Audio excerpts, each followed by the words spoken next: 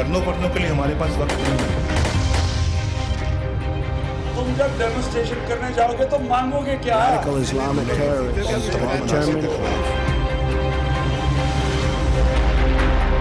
अफगानिस्तान ने चमन की सरहद पर हद पार कर दी। पहले मर्दमशुमारी की टीम की सिक्योरिटी पर तैनात एफसी एहलकारों पर हमला किया, फिर गोलाबारी शुरू कर दी। सरहद पाकिस्तान से मिलती है, अफगानिस्तान दिल भारत से मिला रहा है। पैनामा लीक्स पर JIT बन गई। वजीर आजम समेत किसी भी शख्स को तलब किया जा सकता है और जो पेश ना हुआ अदालत एक्शन लेगी।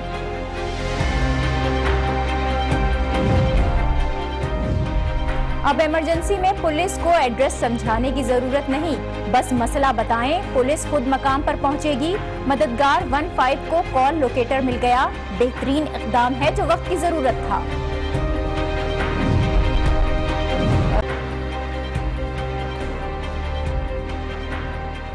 अस्सलाम वालेकुम, आप देख रहे हैं न्यूज़ आवर विद नाजिया और मैं हूं नाजिया अशर।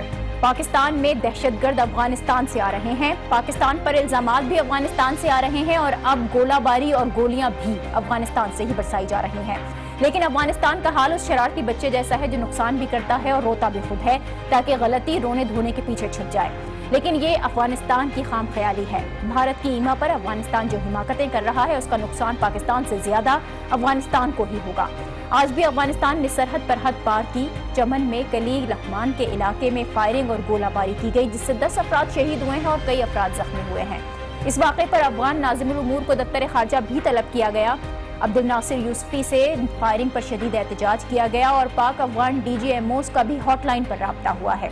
ISPR ये बताता है कि मेजर जनरल साहिर शमशाद ने अफगान फायरिंग पर मजम्मत का इजहार किया है और अफगान फोर्सेज ने क्या जुल्म ढाया है आज, इस पर पहले आपको एक रिपोर्ट दिखाते हैं, फिर मजीद बात करेंगे।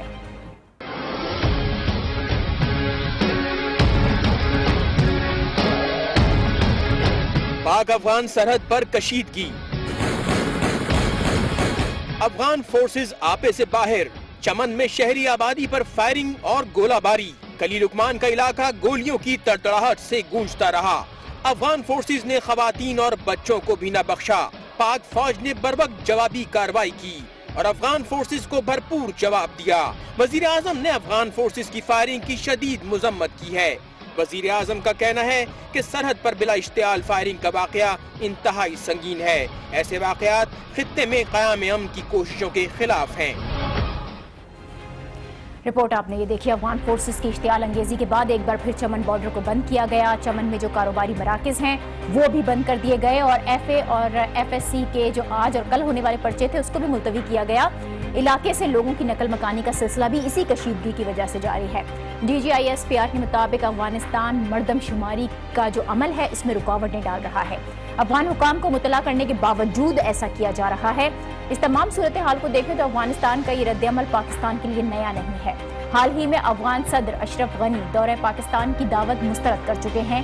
उनका मौक़िफ़ है कि पाकिस्तान अफगानिस्तान में दहशतगर्दी में मुलव्विस मुल्जिमान हवाले करे, उसके बाद ही वो पाकिस्तान जाएंगे। अफगान सदर यहाँ पर ये भूल गए कि पाकिस्तान खुद दहशतगर्दी का शिकार है। Army public school, Wagah border और पाकिस्तान में होने वाली हालिया दहशतगर्दी के तमाम ताने बाने अफगानिस्तान से ही जाकर मिलते हैं। इन हमलों में मुलव्विस दहशतगर्द अफगानिस्तान में पनाह लेते हैं। इसका एतराफ़ कलअदम तहरीक तालिबान का तर्जुमान भी कर चुका है। एहसानुल्लाह एहसान दहशतगर्दों और NDS के गठजोड़ का पोल खोल चुके हैं और अफगान हुकाम की याददाश्त के लिए एहसानुल्लाह एहसान का जो बयान था वो आपको एक मरतबा फिर सुनवाते हैं।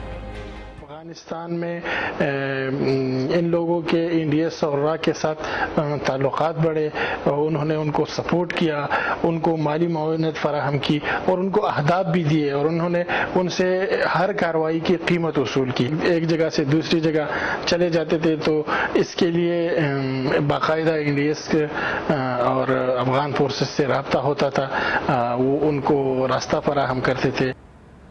एहसानुल्लाह एहसान का ये बयान आपने सुना। पाकिस्तान दहशतगर्दी के खात्मे और क़याम अमन के लिए संजीदा है, लेकिन अफगानिस्तान शायद नहीं। और पाकिस्तान ने 76 मतलूब दहशतगर्दों की फहरिस्त अफगानिस्तान को दी।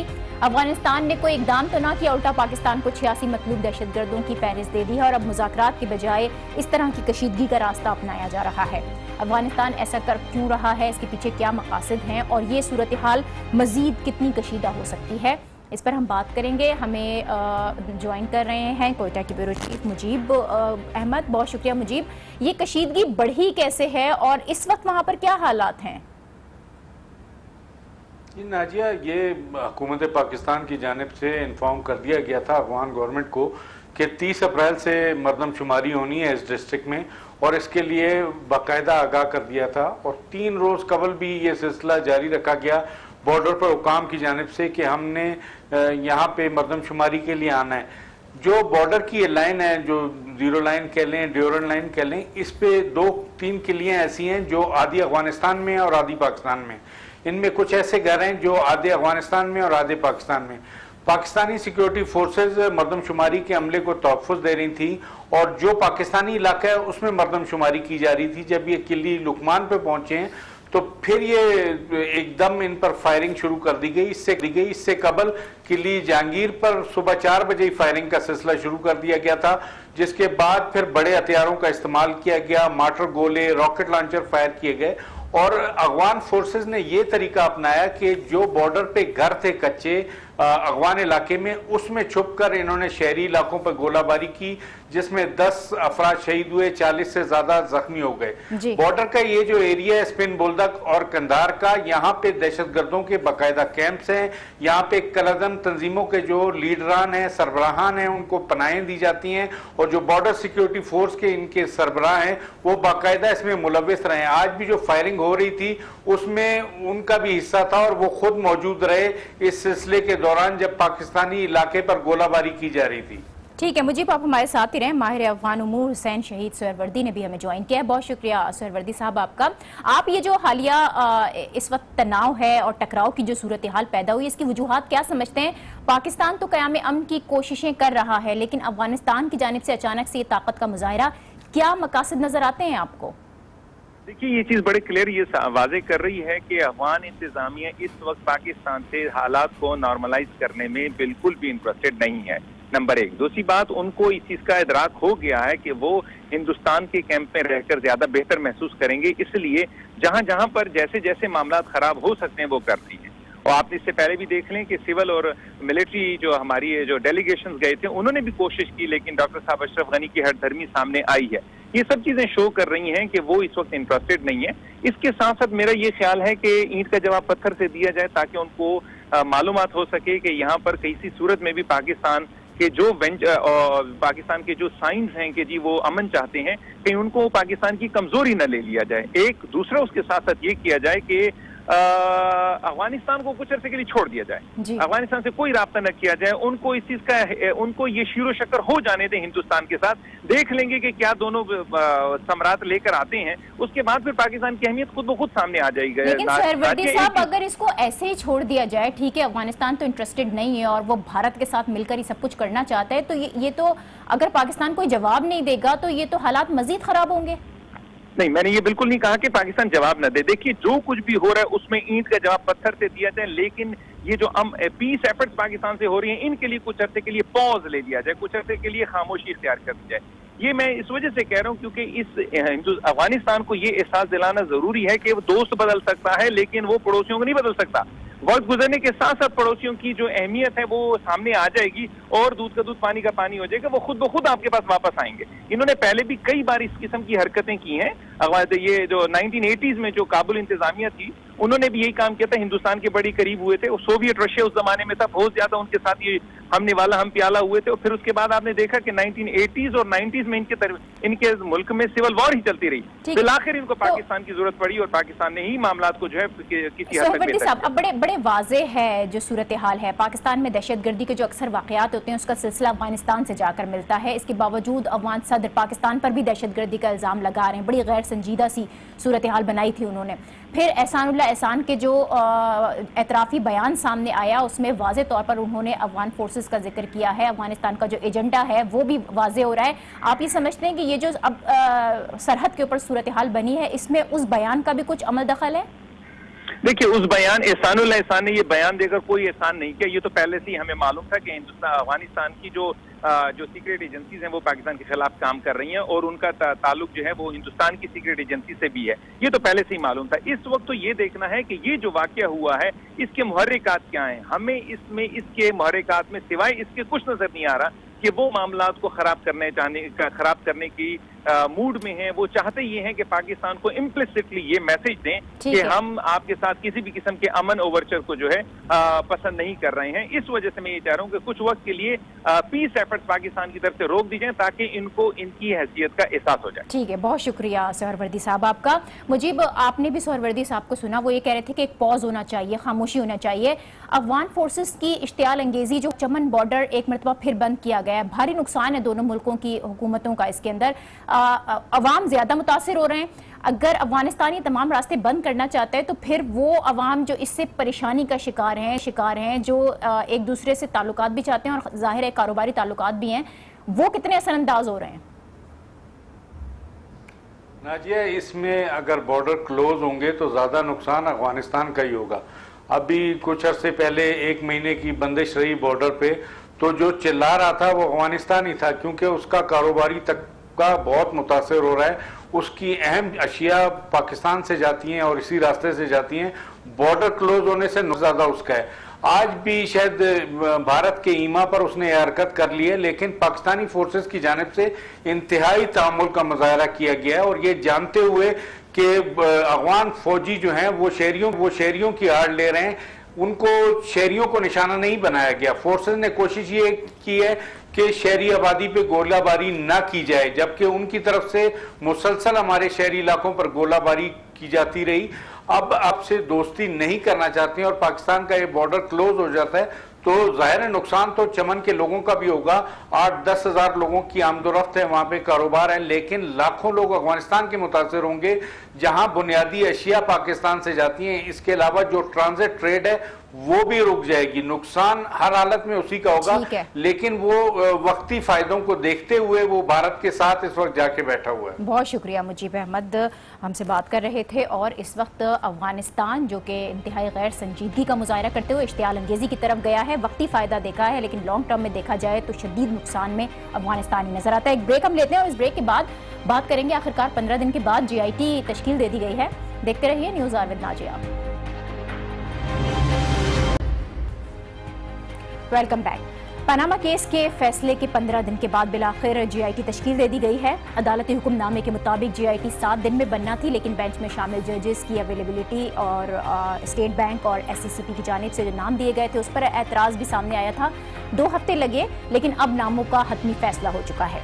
FIA के वाजिद ज़िया GIT के सरबराह होंगे। उनके अलावा इस GIT में ISI और मिलिट्री इंटेलिजेंस के 2 अफसर भी शामिल हैं। नैब, स्टेट बैंक और SCCP का एक नुमाइंदा भी तहकीकाती टीम का हिस्सा होगा। ये मुश्तरका तहकीकाती टीम 60 दिन में 13 सवालों के जवाब ढूंढेगी। हर 2 हफ्ते के बाद अदालत को जो भी तहकीकात होगी उससे आगाह किया जाएगा और 60 दिन में हतमी रिपोर्ट अदालत में पेश होगी। इस सारे मामले पर आज की समाअत बहुत अहम रही, क्योंकि पनामा लीक्स के मामले पर लीक्स का सिलसिला रुकने का नाम नहीं ले रहा। पिछले हफ्ते इस मामले पर GIT के लिए स्टेट बैंक और SCCP के नुमाइंदों के नाम पेश हुए, जिन पर अदालत ने एतराज़ लगाया। उसके बाद ये नाम सोशल मीडिया पर लीक हुए, कुछ अखबारात और चैनल्स पर बहस भी हुई। इसीलिए आज अदालत ने मीडिया और सोशल मीडिया को सख्ती से इंतबाह किया। इन सियासी लीडर्स को भी शटअप कॉल दी गई है जो मुसलसल पनामा केस के फैसलों को मोड़ तोड़ कर पेश कर रहे हैं। गलत रिपोर्टिंग करने वालों को भी वार्न किया है अदालत ने। जजेस पनामा केस की GIT के नाम पर लीक होने पर खासे नाराज दिखाई दे रहे थे। खासतौर पर जस्टिस अजमत सईद के जो रिमार्क्स थे उनसे लग रहा था कि जो कि उन्होंने कहा कि अदालत से खेल खेला जा रहा है। जस्टिस एजाज अफजल ने इस्तफसार किया कि नाम अदालत तक पहुंचने से पहले कैसे लीक हुए। नाम लीक होने के जिम्मेदार इदारों के सरबराहान हैं। जजेस ने सियासतदानों को भी तंबीह की है। जस्टिस एजाज अफजल अपने रिमार्क्स में उन्होंने ये वाज़ेह किया कि किसी साथी जज ने वज़ीर आज़म को झूठा करार नहीं दिया, लेकिन एक सियासी लीडर ने अवाम से धोखाधड़ी की और झूठ बोला। 5 जजेस की जानिब से वज़ीर आज़म को झूठा करार देने का जो दावा किया गया था वो गलत है। उन्होंने तंबीह की कि अगर जजेस को बदनाम किया गया तो कार्रवाई की जाएगी। अटॉर्नी जनरल ने अदालत से अदालती कार्रवाई पर बहस व मुबाहिसे पर पाबंदी की इस्तदा की तो जस्टिस अजमत सईद ने वाजे किया कि आज़ादी सहाफ़त की किताब उनके पास भी है, वो मीडिया और सोशल मीडिया को कंट्रोल करना जानते हैं, लेकिन आज की जो ये पूरी कार्रवाई है और JIT की जो ये तश्कील है इसी पर हम बात करेंगे। सीनियर तज़कियाकार जाहिद हुसैन साहब ने हमें ज्वाइन किया है। बहुत शुक्रिया जाहिद साहब आपका। JIT बिलाखिर अब बन गई है और JIT वज़ीर आज़म समेत किसी भी शख्स को तलब कर सकती है जो अदालत में पेश ना हुआ उसके खिलाफ एक्शन भी लिया जाएगा। ये तमाम तर इख्तियारात कितनी फाल और मुतहर्रिक होगी ये इन्वेस्टिगेशन? देखिए, जब ये सुप्रीम कोर्ट के ही उसमें सुपरविजन में ये JIT काम करेगी तो उसको जो है सुप्रीम के राइट्स मिले हैं, पावर्स भी मिली हैं तो उसको तलब कर सकते हैं। लेकिन ये इतना आसान काम नहीं होगा। ये जो है 60 दिनों में तमाम चीज़ों की जो है वो छानबीन भी की जाए और सबूत भी लेके आया जाए, तो खासा कठिन काम है। इनके जो है इसमें जो 12 सवालात जो दिए सुप्रीम कोर्ट की तरफ से उसको इतनी आसानी के साथ उसके जवाब इतनी कड़ी रखते थे शायद आसान नहीं होगा। लेकिन देखना यही है कि आज सुप्रीम कोर्ट ने जब फैसला किया है कि 60 दिनों में इसकी तमाम जो है इंक्वायरी खत्म होगी तो फिर देखना है कि किस तरह से करते हैं।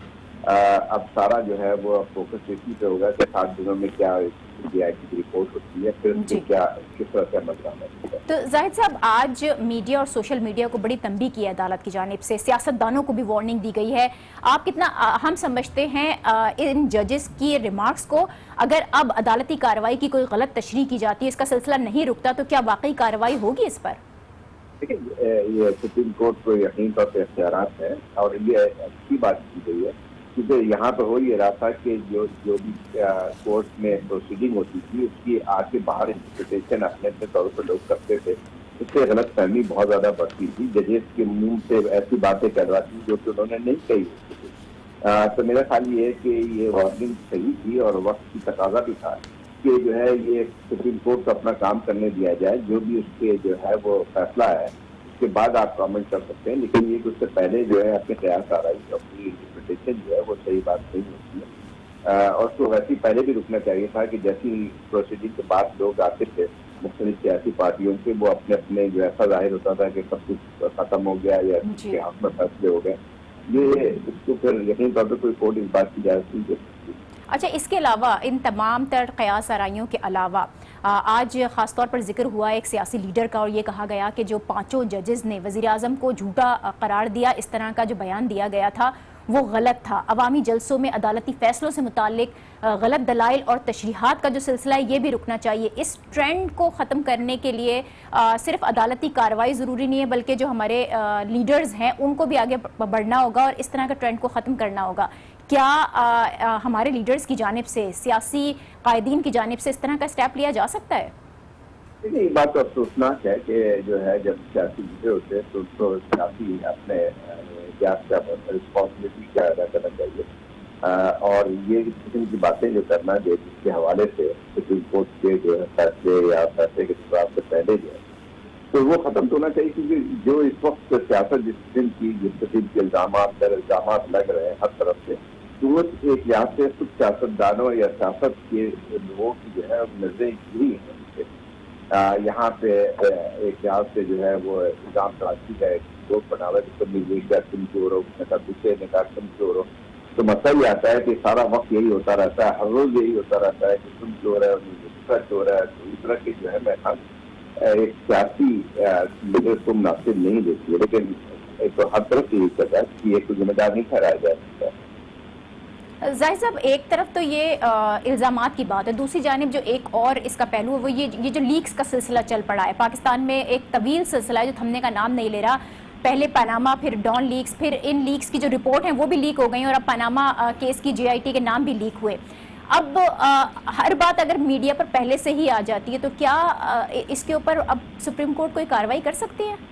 देखिए, ये बात अफसोसनाक है क्योंकि अगर फर्स्ट ये कि जिम्मेदार गैर जिम्मेदाराना रवैया है, आपकी बात सही है कि जो पहले डॉन के मुताबिक जो हुकूमत का एक फैसला था या जो है तो उसको पहले से कैसे लीक करे, उसकी वजह से कुछ हालात भी खराब हुए और ये सिलसिला कोई रिश्ता नहीं है। फिर जब इनके वाक़यात होते हैं तो ये है कि इसमें जो है कोई कॉन्फिडेंशियलिटी का कोई एक वो नजर नहीं आता है। आमतौर पर ये बात सही है कि जब JIT बनने से पहले जो नाम आना शुरू हो गए थे, एक तो उन इदारों को चाहिए था जो नाम ना देते।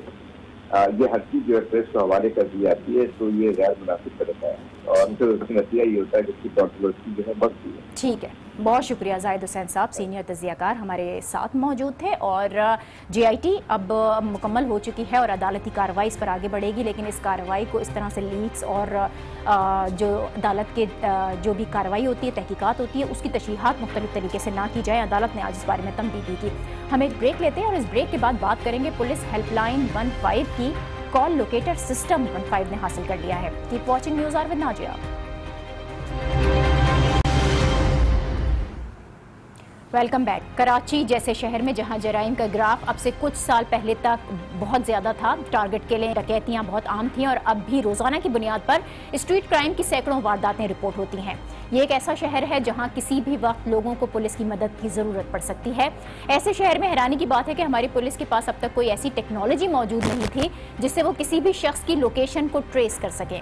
यानी अगर आप किसी मुसीबत में हैं और पुलिस हेल्पलाइन 15 पर कॉल करते हैं और आपके पास इतना टाइम नहीं है कि आप अपनी दुरुस्त लोकेशन तफसील के साथ बता सकें, तो फिर अल्लाह ही आपकी मदद को पहुंच सकता है, पुलिस आपकी मदद को नहीं पहुंच सकती, क्योंकि 15 के पास ऐसा कोई निज़ाम नहीं था जिससे वो कॉल करने वाले की लोकेशन को ट्रेस कर सकें और फौरी उस जगह पर पहुँच सकें। ऐसा करने के लिए उन्हें CPLC की मदद दरकार होती है, जो कि एक लंबा प्रोसीजर भी है, लेकिन आखिरकार मददगार 15 को अपग्रेडेशन का फैसला हुआ है और इस हेल्पलाइन पर सालाना 50 लाख से ज़ायद लोग कॉल करते हैं, मदद मांगते हैं।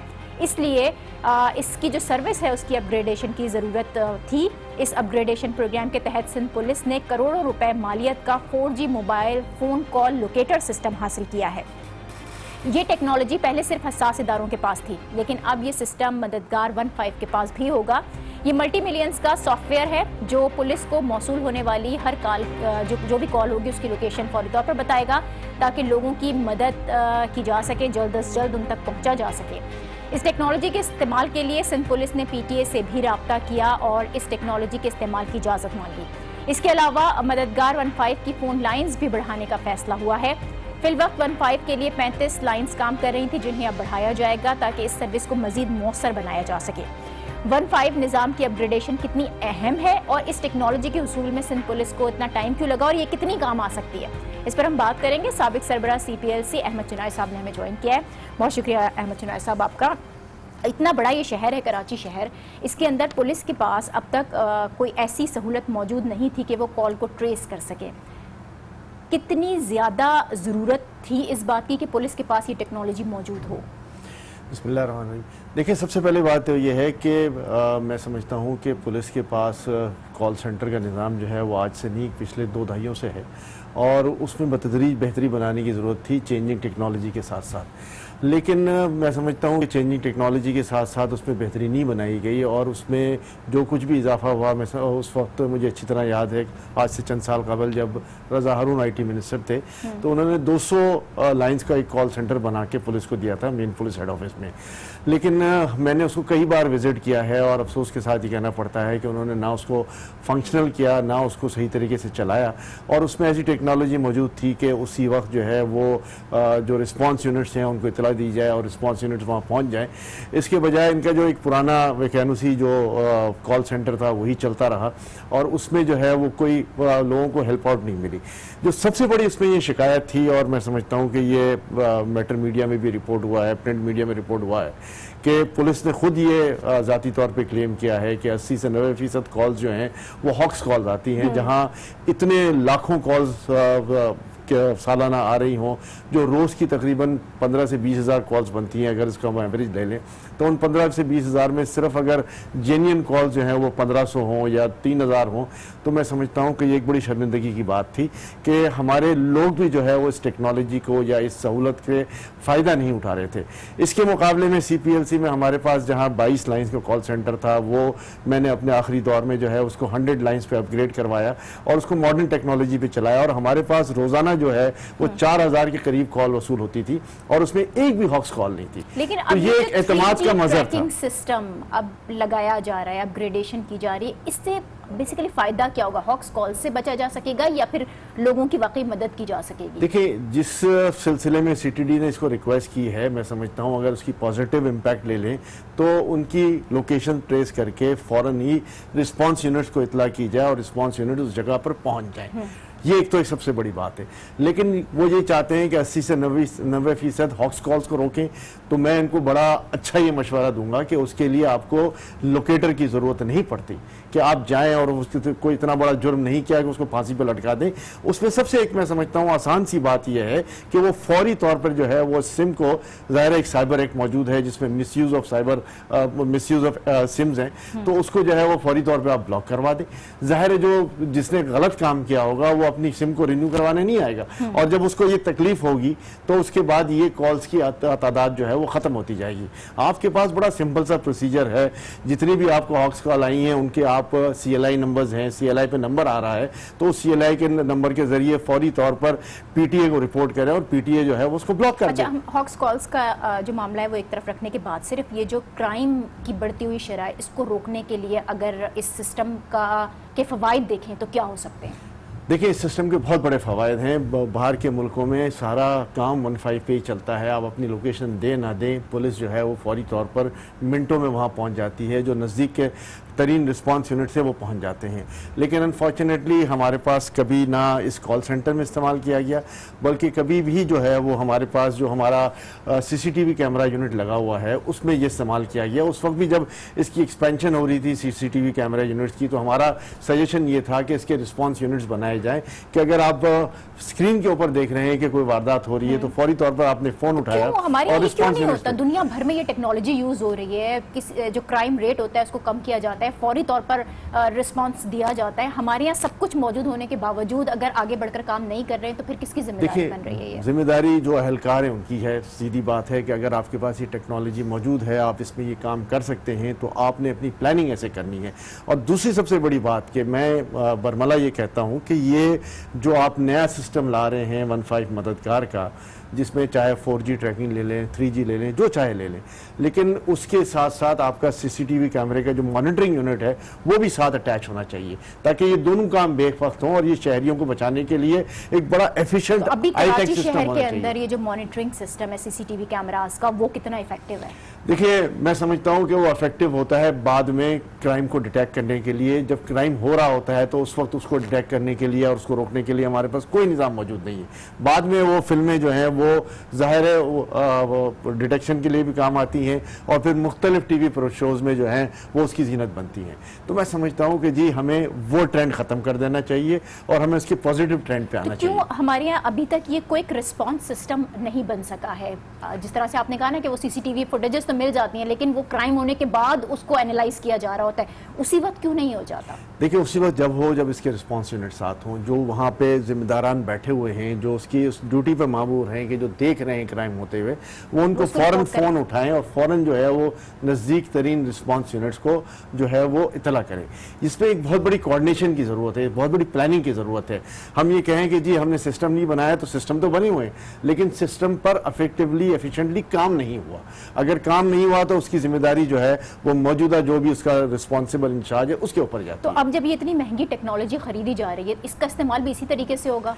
देखिए, मैं समझता हूँ कि पुलिस में अच्छे लोग बहुत मौजूद हैं। ये सारे मिलकर जो हैं वो बैठें और इसका एक एफिशिएंट सिस्टम बनाकर उस पर अमली तौर पर अमल करने की बात करवाएं। अगर वो अमल करने की बात नहीं करेंगे और उसी चक्कर में रहेंगे कि जी वो हॉक्स कॉल आती हैं और हम उसको कैसे मैनेज करें, तो जी हॉक्स कॉल को मैनेज करने का बहुत आसान सा रास्ता है कि आप रात को PTA को ईमेल करें, सुबह जो है वो सारे नंबर्स बंद होंगे। जिसका नंबर बंद होगा वो ढूंढता हुआ आएगा कि मेरा नंबर क्यों बंद हुआ। लेकिन ये तो बहुत बड़ी तादाद है, 15 पर सालाना 50 लाख से जायद कॉल्स आती हैं और आप अगर इसमें 90% लेट से 80% और 5 लाख से 5 लाख आपने कॉल्स बताई ना, 50 लाख 50 लाख को अगर 5/40 करें तो इसका मतलब है कि 40 लाख कॉल जो है वो गलत आ रही हैं आपको। तो ये 40 लाख मुख्तलिफ लोग नहीं है, इसमें ऐसे लोग हैं मल्टीपल कॉल्स करते हैं जो एक नफसियाती बीमारी का शिकार होते हैं। उनके लिए सबसे बेहतर काम यह है कि जी आप इनकी सिम ब्लॉक करवाएं, उनको सिम दोबारा इशू ना हो। जब उनका नाम जो है वो ब्लैक लिस्ट में चला जाएगा मुख्तलिफ मोबाइल कंपनीज के पास, तो फिर कोई नहीं कि उस ID कार्ड पे दोबारा सिम इशू हो। तो जहाँ एक दफा ये पेनल्टी पड़ेगी वहां मैं समझता हूँ कि वो भी अपने जो है सही रास्ते पर आ जाएंगे। बहुत शुक्रिया। साबिक सरबराह CPL से अहमद चुनाई साहब हमारे साथ थे। टेक्नोलॉजी तो हासिल की जा रही है, लेकिन उस टेक्नोलॉजी को बहुत फाल तरीके से इस्तेमाल करने की भी ज़रूरत है। अगली स्टोरी की जानिब चलते हैं और कुछ बात करते हैं स्पोर्ट्स की। कल पूरी कौम इस उम्मीद में थी कि पाकिस्तान क्रिकेट टीम तारीख रकम करेगी, वेस्ट इंडीज़ को उसकी ही सरजमीन पर पहली बार टेस्ट सीरीज़ हराई जाएगी और तारीख रकम हुई है, लेकिन अच्छी नहीं। बहुत ही बुरे अल्फाज में पाकिस्तान वेस्ट इंडीज़ के खिलाफ अपनी टेस्ट हिस्ट्री के 10वें कम तरीन स्कोर पर आउट हुआ। बारबाडोस टेस्ट की दूसरी इनिंग्स में पाकिस्तान की पूरी टीम 81 रन ही सिर्फ बना सकी है।